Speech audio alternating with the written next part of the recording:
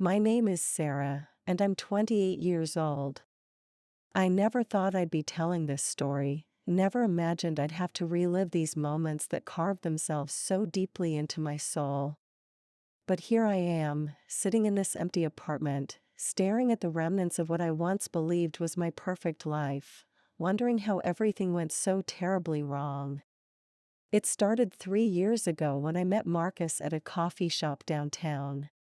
He had this magnetic smile that could light up an entire room, and eyes that seemed to see straight through to my heart. I was immediately drawn to him like a moth to flame, completely unaware that I was flying toward my own destruction. He approached me with confidence, complimented my book choice, and within minutes we were deep in conversation about literature, life, and dreams. I should have noticed the red flags then. The way he studied my reactions, memorizing what made me laugh, what made me sad. How he seemed almost too perfect, too interested, too understanding. But I was lonely, having just moved to the city for my new job at the marketing firm, and his attention felt like warm sunlight after a cold winter. Our first date was magical. He took me to this tiny Italian restaurant where the owner knew him by name, where candles flickered romantically on checkered tablecloths. Marcus told me about his childhood, his struggles, his dreams of starting his own business. He listened intently when I shared my own story, nodding at all the right moments, asking thoughtful questions that made me feel seen and valued. Within weeks, I was completely smitten. He had this way of making me feel like I was the only woman in the world, like I was special beyond measure. He'd surprise me with little gifts, thoughtful gestures, and romantic dinners. My friends commented on how happy I looked, how I practically glowed whenever his name came up in conversation. But love makes us blind to the darkness lurking beneath beautiful surfaces. The first 6 months were a whirlwind of romance and passion. Marcus had seamlessly integrated himself into every aspect of my life. He knew my schedule better than I did, always showing up at the perfect moments with coffee when I was stressed, flowers when I was sad, and kisses when I needed comfort most. My best friend Jessica expressed concern early on. She said something felt off about how quickly and intensely our relationship had developed, but I dismissed her worries as jealousy. After all, she'd been single for years and couldn't understand what it felt like to find your soulmate. Or so I thought. Marcus began suggesting we spend more time together, gradually pulling me away from my established friendships. It started innocently enough. He'd plan romantic weekends when my friends had planned girls' nights, or he'd surprise me with tickets to shows on the same evenings I'd committed to other social events. Each time, I chose him, thinking I was choosing love. He moved into my apartment after 8 months, claiming his lease was up and he wanted to save money for our future together. I was thrilled by the idea of playing house, of waking up next to him every morning, of building a life together.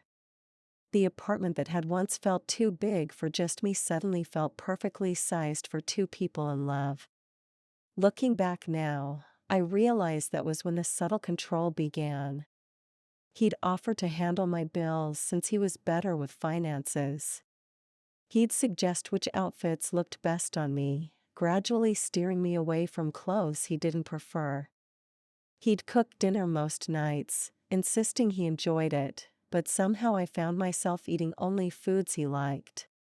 These changes happened so gradually, so wrapped in love and care, that I didn't recognize them as manipulation. I thought I was lucky to have found a man who wanted to take care of me, who paid attention to details, who seemed to anticipate my every need. By our first anniversary, I had become a different person entirely, though I couldn't see it then. My vibrant social circle had dwindled to just Marcus and a few work colleagues I barely saw outside the office. My hobbies had slowly disappeared, replaced by activities we could do together. My independence had eroded so gradually that I mistook it for deepening intimacy. Marcus proposed on a beach in California during what should have been the most romantic weekend of my life. The ring was stunning, exactly what I would have chosen for myself, and his words were perfect, rehearsed, designed to make me cry happy tears. I said yes without hesitation, believing I was saying yes to forever with my soulmate. The engagement period revealed new layers to Marcus that should have terrified me. He became obsessed with wedding planning, but not in the sweet, involved way I'd imagined. He needed to control every detail, from the color of the napkins to the exact wording of the invitations. When I suggested alternatives or expressed preferences that differed from his vision, he'd become sullen and withdrawn until I apologized and agreed to his choices. My family noticed the change in me during engagement parties and pre-wedding events. My mother pulled me aside one evening, concern etched across her face, asking if I was truly happy. I assured her I was, but even as the words left my mouth, I felt a strange hollowness in my chest, a whisper of doubt I immediately pushed away. The wedding was beautiful, exactly as Marcus had envisioned it. I felt like I was floating through someone else's dream, smiling and laughing on cue, playing the role of the blissful bride while feeling strangely disconnected from my own life. In the photos, I look radiant, but if you look closely at my eyes, you can see the confusion lurking behind the joy. Our honeymoon in Greece should have been perfect, but it marked the beginning of a darker chapter. The mask began to slip during our honeymoon. Away from family and friends, with nowhere for me to run, Marcus revealed glimpses of the man he'd been hiding. When I wanted to explore the local markets alone, he insisted it wasn't safe. When I tried to strike up conversations with other travelers, he'd interrupt with urgent needs that required my immediate attention. One evening in Santorini, I suggested we join a group of couples we'd met for dinner. Marcus's face darkened in a way I'd never seen before. He accused me of being flirtatious with the other men, of embarrassing him, of caring more about strangers than my new husband. I was stunned by the sudden shift, by the venom in his voice, by the way he made me feel guilty for simply wanting to be social.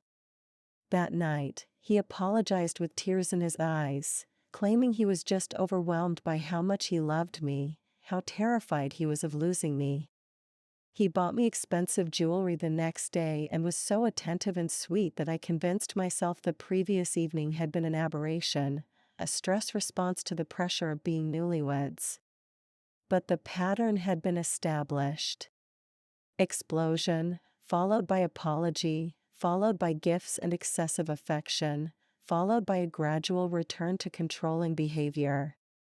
This cycle would become the rhythm of our marriage, each repetition making me smaller, more confused, more dependent on his version of reality. When we returned home, Marcus suggested I quit my job to focus on our marriage and starting a family. He'd been promoted and was earning enough to support us both, he reasoned. I loved my career, but his arguments seemed logical, romantic even. Wouldn't it be wonderful to have time to create a beautiful home for us, to pursue hobbies I'd neglected, to be available when he needed me? I gave my notice 3 months after our wedding, not realizing I was severing my last connection to financial independence and professional identity. Without work to anchor my days, I became increasingly isolated and dependent on Marcus for social interaction and validation. He worked long hours, often staying late for important projects or client dinners, leaving me alone in our apartment with nothing but cooking shows and social media to fill the endless hours. I tried to reconnect with old friends, but months of canceled plans and missed gatherings had created distance that felt impossible to bridge. When I did manage to meet Jessica for lunch, she seemed different around me, careful with her words, like she was walking on eggshells. I felt the shift but couldn't understand what had changed. Marcus began coming home later and later, sometimes smelling like perfume that wasn't mine. When I asked about it, he'd explain that he'd been with female colleagues, that business dinners required schmoozing, that I was being paranoid and jealous. He'd turn the conversation back to my behavior, questioning why I was so suspicious, making me feel guilty for doubting him. My self-esteem, once rock solid, began to crumble under the weight of constant gaslighting.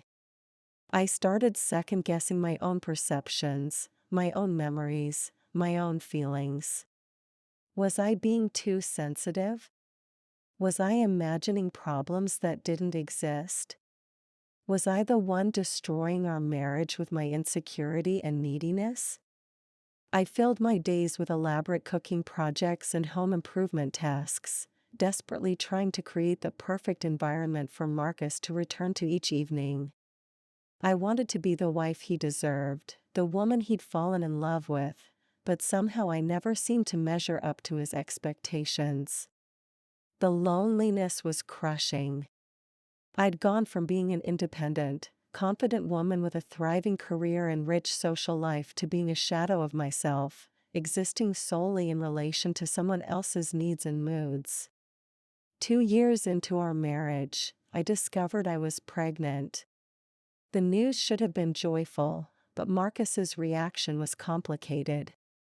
He seemed thrilled one moment and overwhelmed the next, cycling between excitement about becoming a father and anxiety about the added responsibility and expense. During my pregnancy, his controlling behavior intensified under the guise of protecting me and our unborn child. He monitored my diet obsessively, criticized my choice of prenatal vitamins, and insisted on attending every doctor's appointment.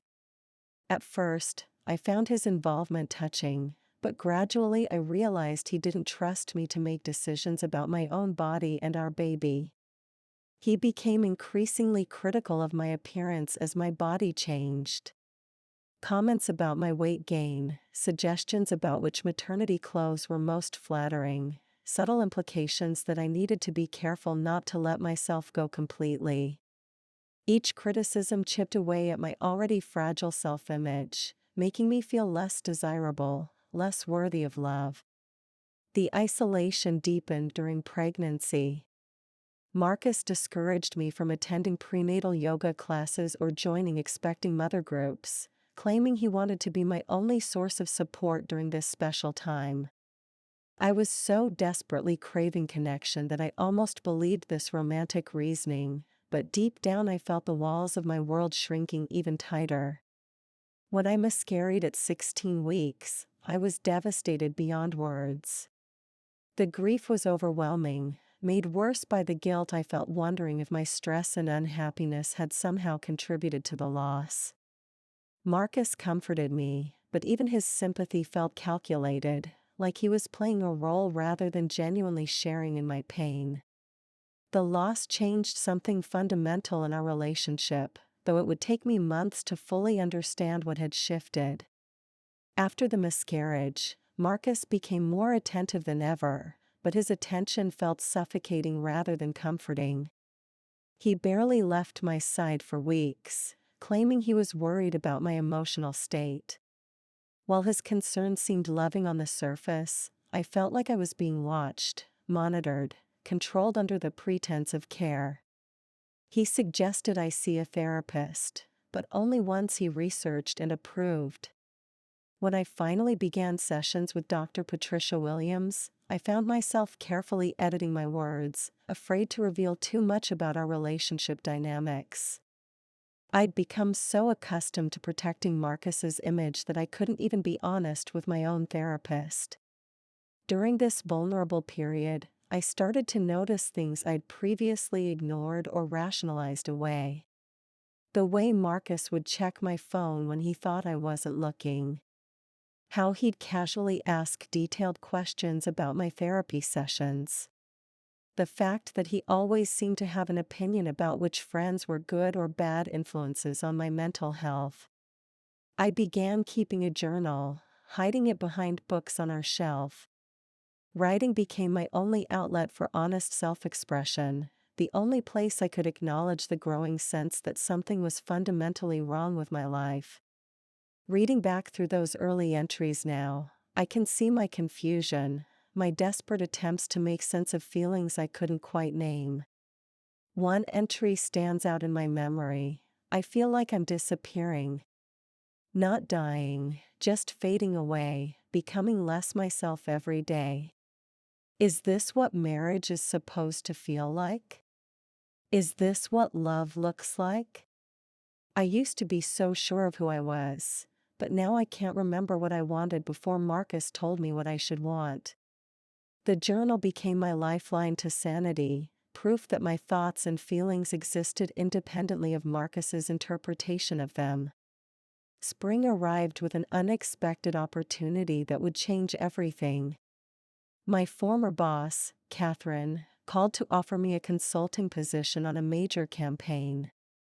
The project would last 6 months and could potentially lead to a permanent position with significant advancement opportunities. For the first time in 2 years, I felt a spark of my old ambition flickering to life. Marcus's reaction was swift and decisive.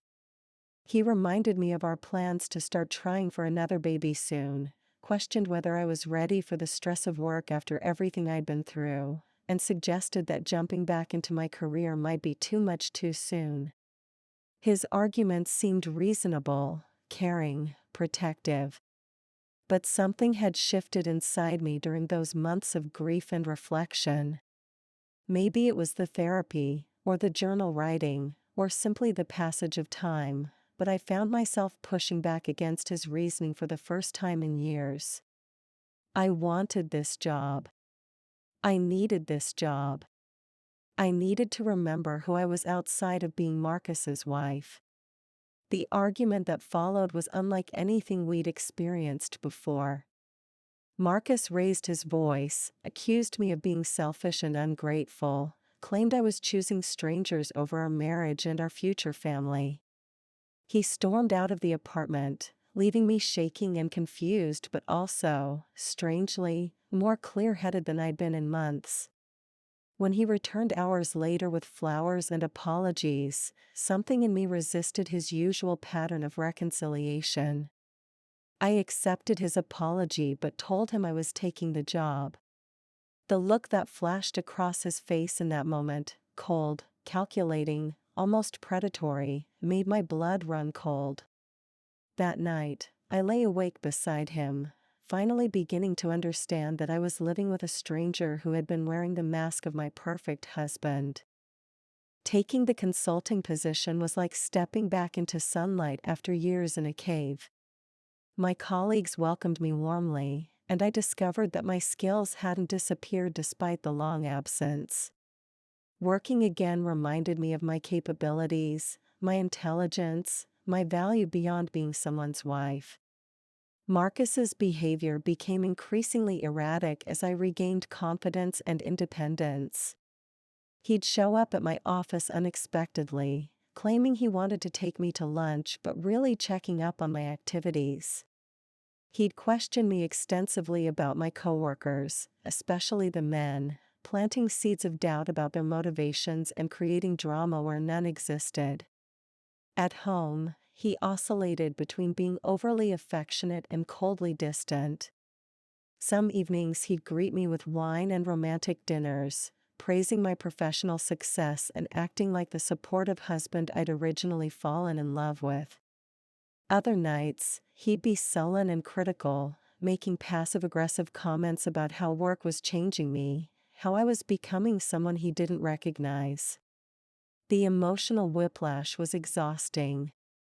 I never knew which version of Marcus would greet me at the end of each day, which meant I was constantly walking on eggshells, trying to gauge his mood and adjust my behavior accordingly. The confidence I was building at work would evaporate the moment I walked through our front door.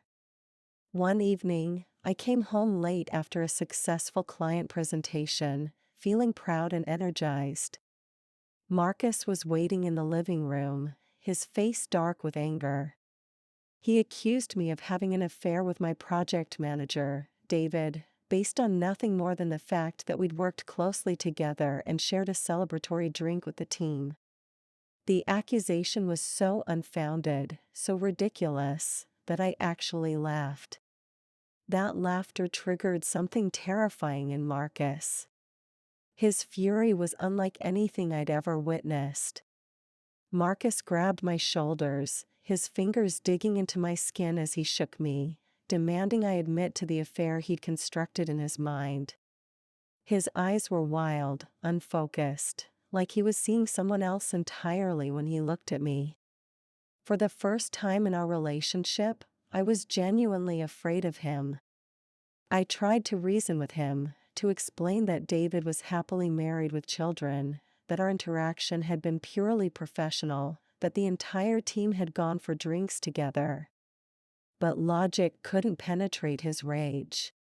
He called me a liar, a cheater, a manipulator who was destroying our marriage with my selfishness and betrayal. When I tried to pull away from his grip, he pushed me backward. I stumbled and fell, hitting my head against the coffee table. The pain was sharp and immediate, but the shock of his physical aggression was even more devastating. He'd never laid a hand on me before, never even raised his voice until recently. Immediately, Marcus transformed back into the caring, remorseful man I'd married. He helped me up, examined the bump on my head with gentle fingers, apologized profusely while tears streamed down his face. He claimed he'd never meant to hurt me, that his love for me made him crazy with jealousy, that he couldn't bear the thought of losing me to another man.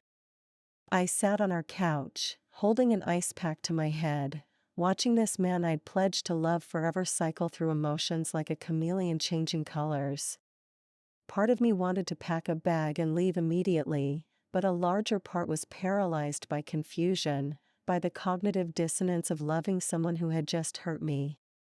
That night, I lay awake planning my escape while Marcus slept peacefully beside me, but morning brought doubt and his renewed promises to change. The incident marked a turning point, but not in the direction I should have gone. Instead of leaving, I found myself making excuses for Marcus's behavior, minimizing what had happened, convincing myself it was an isolated incident brought on by stress and misunderstanding. I told myself that real love meant working through difficult times, that marriages required compromise and forgiveness. Marcus seemed genuinely committed to change. He suggested couples therapy, bought books about healthy communication, and for several weeks was the most attentive and loving version of himself I'd seen since our early dating days. He cooked my favorite meals, planned romantic surprises, and listened patiently when I expressed my feelings about our relationship. But beneath his improved behavior, I sensed something calculating and predatory. He was studying me again, learning new ways to keep me compliant and confused. The therapy sessions became another arena for his manipulation, where he'd present himself as the wounded party struggling to save our marriage from my growing distance and suspicion. Dr. Peterson, our couples therapist, seemed to buy into Marcus's narrative. During sessions, I felt like I was being ganged up on, like my legitimate concerns were being pathologized as trauma responses or commitment issues. Marcus would hold my hand and speak in measured, reasonable tones while I struggled to articulate the indefinable sense of wrongness that permeated our relationship. I started having panic attacks at work, sudden episodes where I couldn't breathe, where the walls seemed to be closing in around me. My performance suffered, and I worried constantly about losing the job that had become my only source of identity and independence outside of my marriage. The attacks always seemed to happen when Marcus was being particularly loving and attentive, which made no sense to me then but makes perfect sense now. The truth began to unravel on a rainy Thursday evening in October. I came home early from work with a migraine, hoping to rest before Marcus returned from his business trip. As I reached for aspirin in our bathroom medicine cabinet, I accidentally knocked over a small wooden box I'd never noticed before. Inside were photos that made my blood turn to ice. Pictures of me from before we'd even met, taken from a distance with a telephoto lens. Images of me leaving my old apartment, walking to work, sitting in the coffee shop where we'd had our chance encounter. There were dozens of them, dating back weeks before our first meeting. My hands shook as I rifled through the evidence of his stalking, finding printed emails between Marcus and someone named Vincent discussing my schedule, my habits, my vulnerabilities. The emails revealed that our meeting hadn't been coincidence. It had been a carefully orchestrated setup designed to make me fall in love with a fabricated version of himself. Vincent turned out to be Marcus's brother, someone I'd never heard mentioned in 3 years of marriage. The emails detailed their scheme. Vincent had posed as a customer at my former company, gathering information about my personal life, my recent breakup, my insecurities and desires. They'd used this intelligence to create the perfect man for me to fall in love with. But the most devastating discovery was yet to come. Hidden beneath the photos were medical records, fertility test results showing that Marcus was infertile. All our struggles to conceive, all my guilt about the miscarriage, all the specialists he'd insisted we see, it had all been an elaborate charade designed to keep me trapped and hoping. I sat on our bathroom floor, surrounded by evidence of systematic deception, finally understanding that I'd never been in love with a real person. I'd been in love with a carefully constructed illusion designed specifically to manipulate and control me. The sound of Marcus's key in the front door sent adrenaline coursing through my veins. He wasn't supposed to return from his business trip until the following evening, but here he was, calling my name with false cheerfulness as he entered our apartment. I quickly shoved everything back into the box, my heart pounding so loudly I was certain he could hear it from the hallway. I emerged from the bathroom trying to appear normal, but Marcus's eyes immediately narrowed with suspicion. He'd always been uncannily good at reading my emotional state, and now I understood why. He'd been studying me like a specimen under a microscope for years, cataloging my reactions and responses. He asked why I was home early, why I looked pale, whether I was feeling all right. Each question felt like a trap, designed to catch me in a lie or reveal what I'd discovered. I claimed the migraine was worse and I decided to rest, forcing myself to maintain eye contact while my mind raced with plans for escape. That evening was surreal. Marcus prepared dinner and chatted about his trip while I sat across from him, looking at a complete stranger wearing my husband's face. Every gesture I'd once found endearing now seemed calculated and sinister. His smile looked predatory, his concern felt invasive, his love declarations sounded like threats. I excused myself early, claiming I needed sleep to recover from my headache. As I lay in bed pretending to sleep, I felt Marcus watching me in the darkness, his breathing too controlled to be natural. Hours passed before I heard him get up and move to his office, where I could hear the soft clicking of computer keys. I waited until I was certain he was deeply focused on whatever he was doing, then carefully retrieved the box from the bathroom. I needed to document everything, to take photos with my phone as evidence, to create a record of his deception before he discovered that I knew. The next morning, Marcus left for what he claimed was another day of business meetings. I waited 30 minutes after his departure, then called in sick to work and began systematically searching our apartment for more evidence of his deception. What I found exceeded my worst nightmares. Hidden in his office were files containing detailed information about me dating back years before we'd met. He had copies of my college transcripts, my employment records, even my medical history obtained through means I couldn't fathom. There were psychological profiles analyzing my personality type, my vulnerabilities, my likely responses to different manipulation tactics. Most chilling were the notebooks filled with his handwritten observations about my behavior, mood patterns, and emotional triggers.